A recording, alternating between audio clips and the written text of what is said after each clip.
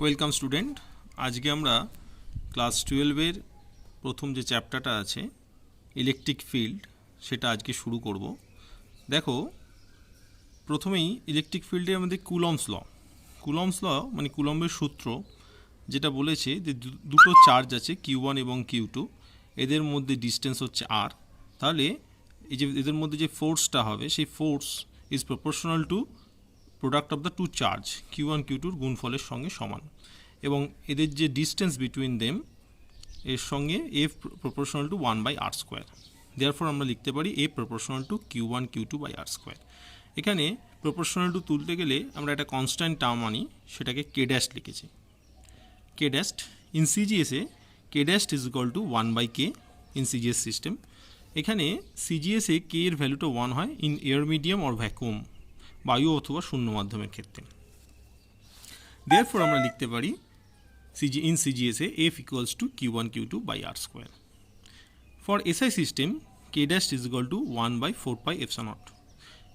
এই 1/4π/0 এর ভ্যালু হচ্ছে 9 × 10⁹ Therefore in SI system F equals to 1/4π/0 Q1 Q2/r², where epsilon equals to permittivity of the free space। Already আমি লিখে দিয়েছি শূন্য মাধ্যমের তড়িৎভেদ্যতা। The unit of epsilon মানে হচ্ছে permittivity of the free space, এটা হচ্ছে coulomb square by newton into metre square in SI system, and in CGS system ESU square by dyne into centimetre square.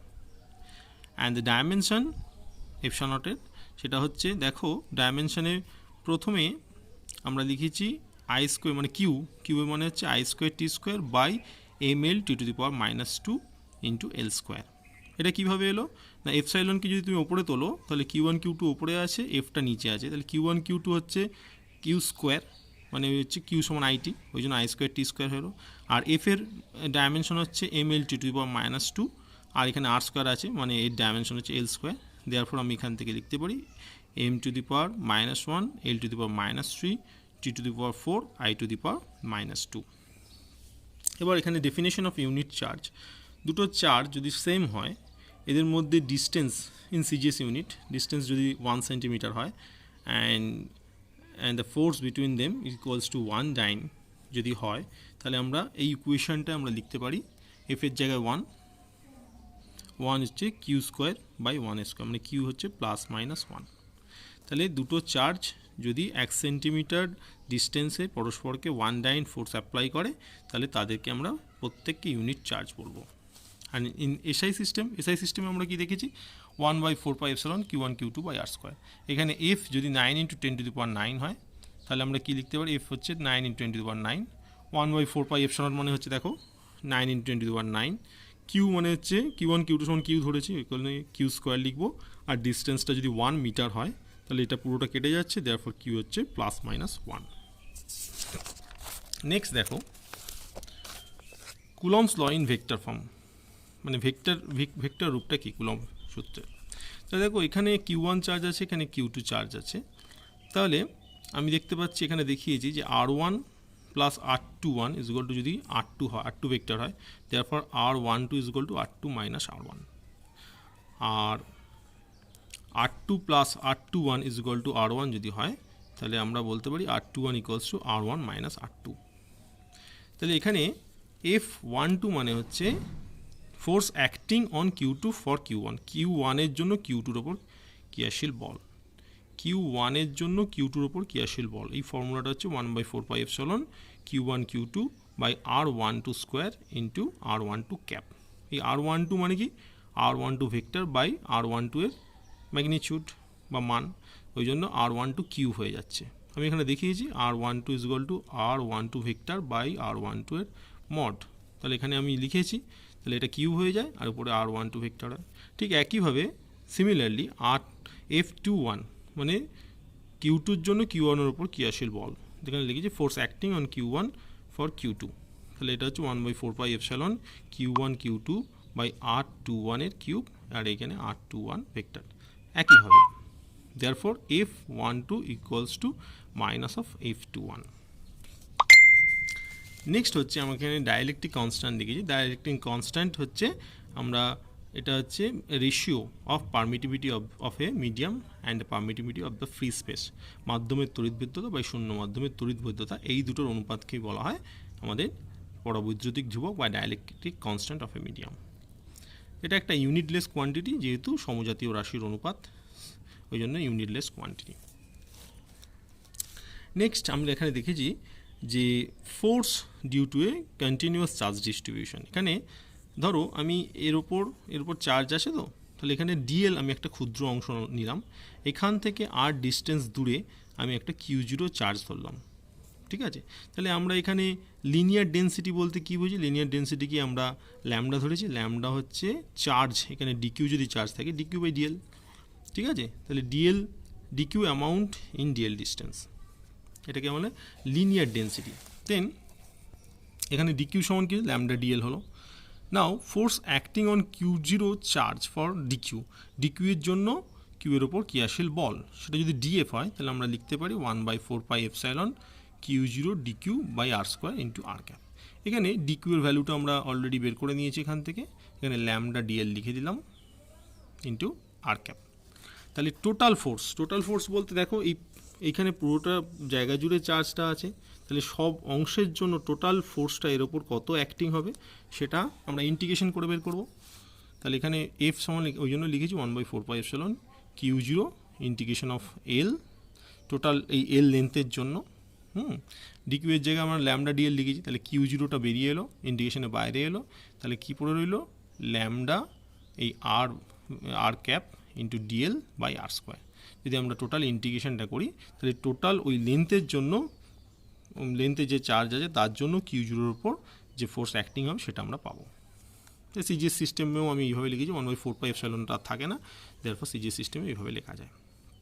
এবার সারফেস চার্জ ডিস্ট্রিবিউশন, এর ক্ষেত্রে কী হবে? এর ক্ষেত্রে সিগমা হচ্ছে চার্জ ডেন্সিটি বলছি, ঠিক আছে, আধানের তলমাত্রিক অংশ, সেটাও ডিকিউ বাই ডিএস, মানে এই ক্ষুদ্র অংশে যদি ডিকিউ চার্জ থাকে তাহলে ডিকিউ বাই ডিএস হচ্ছে সিগমা, দেয়ারফর ডিকিউ হচ্ছে সিগমা ডিএস।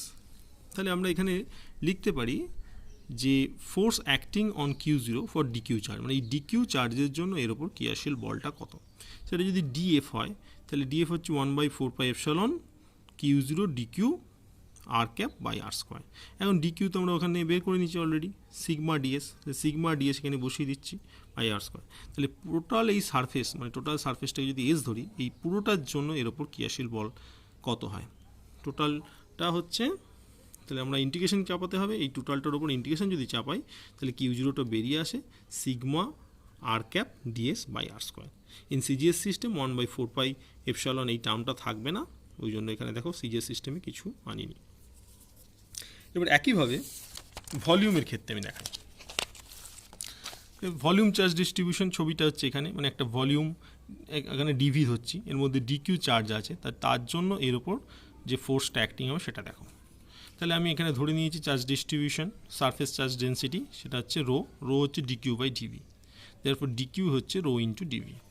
তাহলে force acting on Q0 for DQ এর জন্য Q0 এর উপর ক্রিয়াশীল বল, সেটা যদি ডিএফ হয় তাহলে 1/4πε Q0 dq by r square into r cap.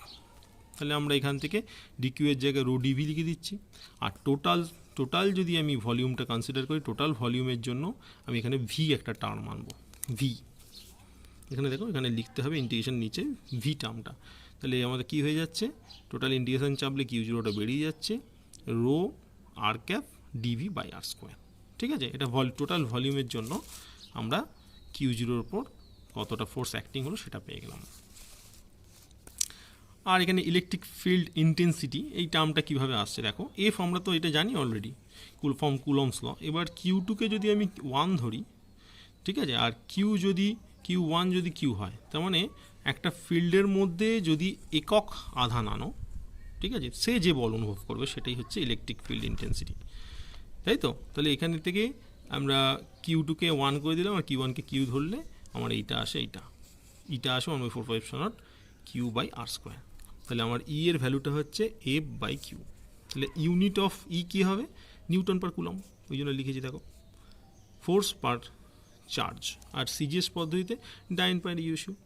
এর ডাইমেনশন কী হবে, ডাইমেনশন হচ্ছে ফোর্সের ডাইমেনশন বাই চার্জের ডাইমেনশন তো আইটি, আর ফোর্সের dimension M L to the power -2। তাহলে আমরা এটা পেয়ে গেলাম M L to the power -3 I to the power -1। তাহলে electric field intensity at a point near a charge conductor. তাহলে আমি পি পয়েন্টে ধরো আমাকে ইলেকট্রিক ফিল্ড বের করতে হবে। তাহলে এখানে একটা একক চার্জ ধরে নিতে হবে আছে। তাহলে আমার ই এর ফর্মুলা হচ্ছে 1/4πε0 কিউ ইন্টু 1/r²। এখন সিগমা হচ্ছে চার্জ ডেন্সিটি হচ্ছে q/4πr²। ঠিক আছে, আমি যদি এখানে কিউ এর জায়গায় এটা পুট করে দিই 4πr² ইন্টু সিগমা, তাহলে আমার 4π কেটে যায়। ঠিক আছে, 4π হ্যাঁ ই হচ্ছে 4πε r², এখানে একটা r² হবে। তাহলে r² কেটে গেল, 4π কেটে গেল, তাহলে σ/ε0। তাহলে ই হচ্ছে σ/k ε0। ঠিক আছে, ইন সিজিএস সিস্টেম আমরা জানি q/kr²। কিউ এর জায়গায় আমি এই ভ্যালুটা বসিয়ে দেবো 4πr² ইন্টু সিগমা, তাহলে ই হয়ে যাচ্ছে 4π σ/k। এখানে আমরা ইলেকট্রিক লাইন্স অফ ফোর্স দেখেছি। লাইন্স অফ ফোর্স এটা ইমাজিনারি লাইন, যেন মনে হচ্ছে যে সবসময় এই লাইন্স অফ ফোর্সগুলো কোন দিক থেকে কোন দিকে যাবে, পজিটিভ চার্জ থেকে নেগেটিভ চার্জের দিকে যাবে, অলওয়েজ পজিটিভ টু নেগেটিভ। দেখো, আর দুটো যদি সেম চার্জ হয় এরা পরস্পরকে রিপালস করে, বিকর্ষণ করে, সেই জন্য এরা দূরে সরে যাচ্ছে, এরা কখনো কাছে আসছে না। আবার যদি পজিটিভ এবং নেগেটিভ থাকে, ঠিক আছে, যদি সুষম তড়িৎ ক্ষেত্র হয়, ঠিক আছে, তখন লাইন্স অফ ফোর্সগুলো প্যারাল টু ইচ আদার হয়। এই জায়গাটা অসম বলে এটা বেন্ডিং হয়ে যাচ্ছে। এবার আমরা দেখব ইলেকট্রিক ডাইপোল হচ্ছে দুটো সেম চার্জ অথচ অপোজিট, মানে কিউ চার্জ অপোজিট, এরা 12 ডিস্টেন্সের মধ্যে যে সংস্থা গঠন করে তাকেই বলবো আমরা ইলেকট্রিক ডাইপোল। আর এর মধ্যে ডাইপোল মোমেন্ট কি? ডাইপোল মোমেন্ট হচ্ছে যে কোনো একটা চার্জ এবং এদের মাঝের যে ডিস্টেন্স, এই দুটোর গুণফলই হচ্ছে dipole moment. Okay, in SI system charge into metre, তার মানে কুলম ইন্টু মিটার হবে এর ইউনিট। আর ইন সিজিএস সিস্টেম হচ্ছে ইএসইউ ইন্টু সেন্টিমিটার হবে এর ইউনিট। আর এর যে ডাইমেনশন হবে আইটিএল। কেন আইটিএল? কিউ এর এ হচ্ছে আই ইন্টু টি, আর এই লেন্থের হচ্ছে এল, ওই জন্য ডাইমেনশন আইটিএল। তাহলে আমি এখানে একটা ইলেকট্রিক ডাইপোল মোমেন্ট আছে, এর জন্য পি বিন্দুতে আমাকে বের করতে হবে ইন্টেন্সিটি। আমি এখানে -q লিখেছি, এটা +q লিখেছি। এদের মধ্যে ডিস্টেন্স হচ্ছে 12, আর এই মিডল পয়েন্ট থেকে এই পি এর ডিস্টেন্স হচ্ছে r। তাহলে আমরা কি পাচ্ছি? E1 হচ্ছে 1/4πε0 q বাই, মানে এর জন্য এখানে একটা ইউনিট চার্জ আছে, তাহলে এর জন্য এর উপর যে তড়িৎ ক্ষেত্রের প্রাবল্য কত হবে এর জন্য এখানে, সেটা হচ্ছে 1/4πε0 q বাই bp²। এর ডিরেকশন কী হবে? যেহেতু এটা প্লাস চার্জ, এটাকে রিপালস করবে, বিকর্ষণ করবে, ওই জন্য অভিমুখ হবে বিপির দিকে। তাহলে এই ডিস্টেন্সটা হচ্ছে টোটাল আর থেকে এল বাদ দিলে তবে যে বিপি হয়। টোটাল আর থেকে আমি যদি এল বাদ দিই তবেই বিপি হয়, ওই জন্য আর মাইনাস এল, তার উপর স্কোয়ার ছিল বলে এটা। তাহলে ডিরেকশন বিপি। এবার ফর -q চার্জ, ওইখানে -q চার্জের জন্য যদি ইন্টেন্সিটি E2 হয়, তাহলে E2 হবে 1/4πε0 q বাই AP²। ঠিক আছে, এই এপিটা মানে কি? এপি মানে হচ্ছে, আমরা দেখেছি এপি মানে হচ্ছে এই ডিস্টেন্সটা বোঝাচ্ছে, এই টোটাল ডিস্টেন্স। এপি মানে হচ্ছে আর এর সাথে এল যোগ করলে হবে, মিডল পয়েন্ট থেকে এটা হচ্ছে এল, এদিকটাও এল, তাহলে আর প্লাস এল। তাহলে আমরা লিখেছি এখানে r plus L whole square. The resolution of field density E হচ্ছে E1 - E2, দুটো ডিফারেন্স। তাহলে 1/4πε0 q by r minus L এর whole square minus q by r plus L এর হোল স্কোয়ার। এটাকে যদি সিম্পলিফাই করলে এটা দাঁড়াবে 4rl by r² minus l² এর হোল স্কোয়ার। ঠিক আছে, তাহলে আমরা এবার পি মানে জানি 2q ইন্টু এল, ওই জন্য এখানে 2 একটা বেরিয়ে এলো, পি লিখলাম, আর একটা আর পড়ে থাকে, ওই জন্য 2pr by 4πε0 r² minus l² এর whole square. If r is much greater than l square, r² is much greater than l square, তখন এইটা r⁴ হয়ে যায়, আর এখানে একটা আর কেটে যাবে, r³ হয়ে যাবে।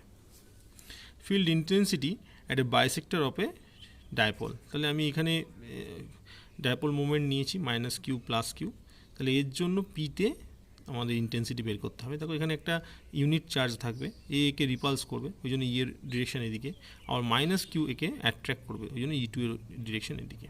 তাহলে E1 হচ্ছে 1/4πε0 q by bp², R E2 E2 লিখেছি E2 মানে এই দিকটা 1/4πε0 Q by AP square, AP মানে এইটা।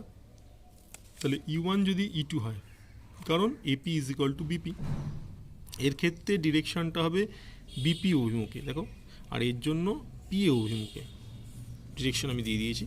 তাহলে E1 is equal two E2। এখন দেখো আমি যদি কম্পোনেন্টে ভাঙি, এটা থিটা মানে এটা থিটা, এটাও থিটা, হ্যাঁ, এটা আমাদের অল্টারনেটিং অ্যাঙ্গেল আর এটা হচ্ছে সিমিলার অ্যাঙ্গেল। তাহলে আমি যদি E1কে ভাঙি, এদিকে হবে E1 কসের উপাংশ, এদিকে E1 সাইনের পার্ট কম্পোনেন্ট, আর E2কে যদি ভাঙি, এদিকে E2 কসের কম্পোনেন্ট আর এদিকে E2 সাইনের কম্পোনেন্ট। এই দুটো পরস্পর ইকুয়াল অ্যান্ড অপোজিট, এরা পরস্পরকে নেগলিজিবল করে দেবে, পরস্পরকে প্রশমিত করবে। তাহলে আমার টোটাল এই দিক বরাবর টোটাল কম্পোনেন্ট কত হলো? E1 cos θ plus E2 cos θ। Therefore E1 equals to যেহেতু E2, তাহলে 2E1 cos θ। তাহলে আমি যদি এটা লিখি, তাহলে E এর জায়গায় আমরা এটা লিখতে পারছি কিউ বাই এপি স্কোয়ার, আর cos θ মানে l by r square plus L square, আর এপি মানে কি? আর স্কোয়ার প্লাস এল স্কোয়ারের হোল স্কোয়ার। তাহলে এইটা কী হয়ে যাবে? R square plus L square whole to the power 3/2। বাকি যে পার্টটা আছে 2QL মানে তো পি। তাহলে আমি যদি ইকে যদি আমি ভেক্টর সাইন দিই, আর পি এর মাথা ধরে ভেক্টর সাইন হবে, কিন্তু ডিরেকশনটা নেগেটিভ হয় কেন?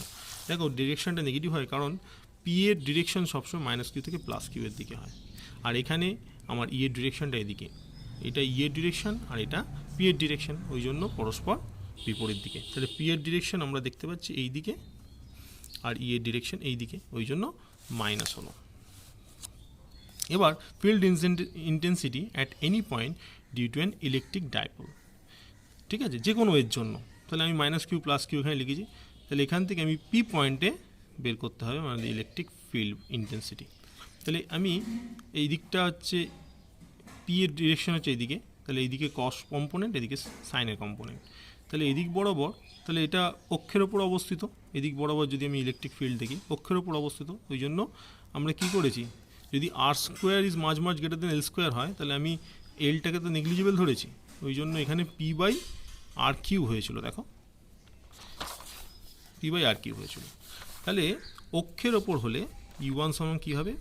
1/4πε0 2p cos θ by r cube, 2p cos θ by r Q.